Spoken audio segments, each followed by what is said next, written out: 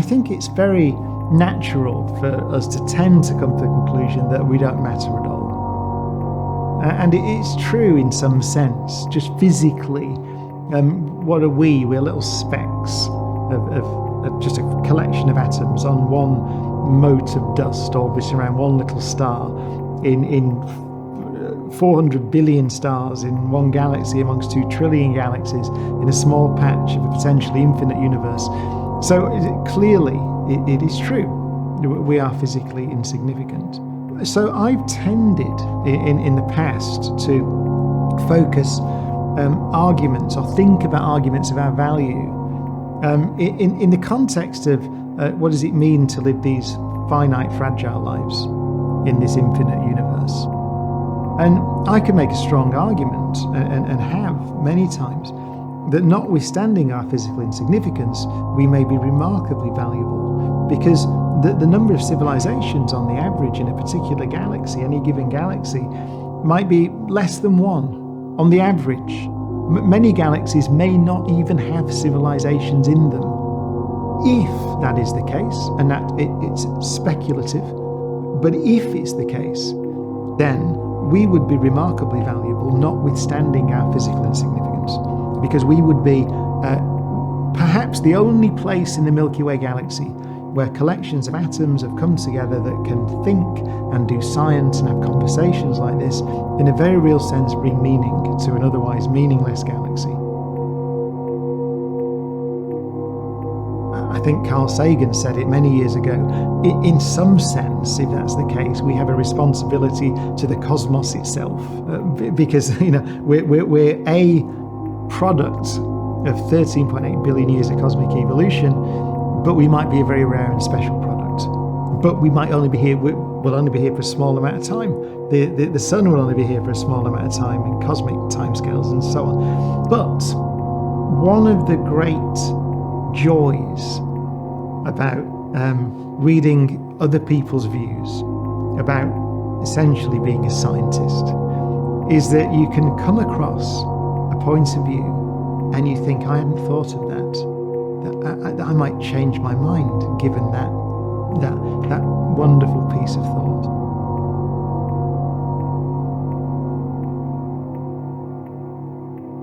It's not necessarily the case that life will always be a speck, right? Something that's very valuable and local in the universe, but doesn't make much difference on a cosmic scale. It's not necessarily the case, because you can imagine, so let's take the Earth as an example. So you might say, well, a planet is a very big thing, and living things are very small, so they don't make much difference to a planet.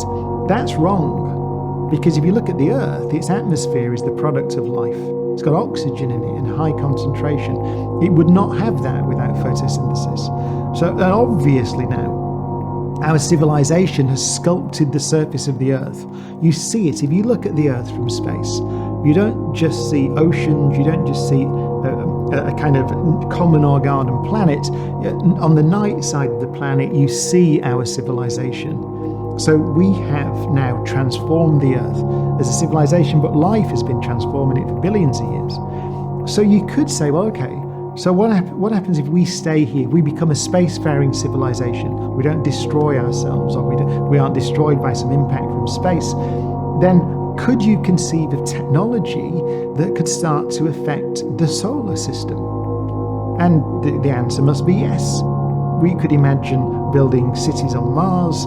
We could imagine, in physics, pure physics terms, terraforming Mars, turning it into a habitable world.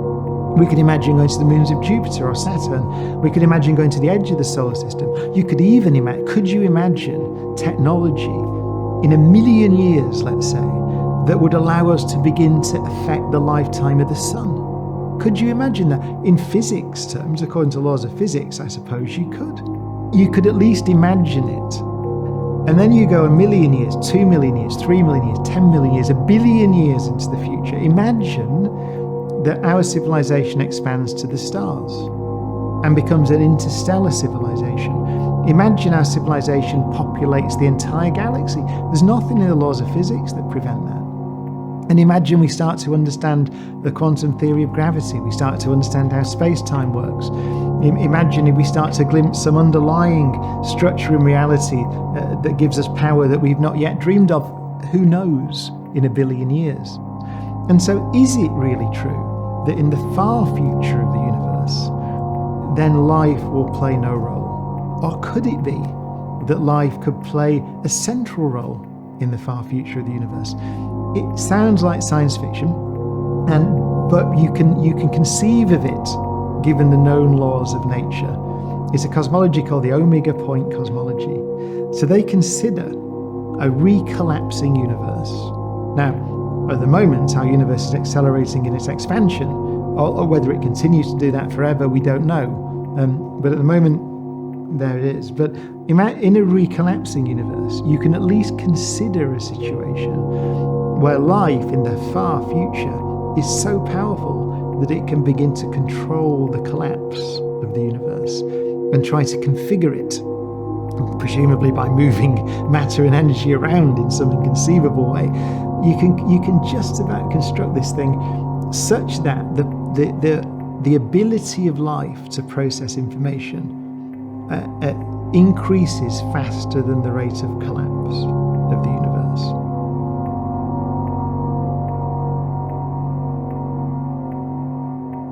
And it turns out that you can at least write the equations down for a universe in which the ability to process information diverges to infinity before the universe collapses.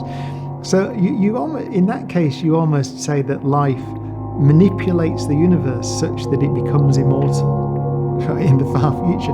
Now, I emphasize, this is complete, it's beyond speculative. So I'm not advocating for this for this position that that's the way that nature is.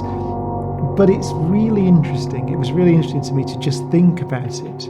The point, I think, the key point, which is interesting, is that it's not necessarily the case that life remains insignificant on a cosmic scale. You shouldn't assume that, because if life persists sufficiently long and becomes sufficiently knowledgeable and powerful, then it may be able to influence larger structures, not just planets and not just solar systems, perhaps not just even galaxies.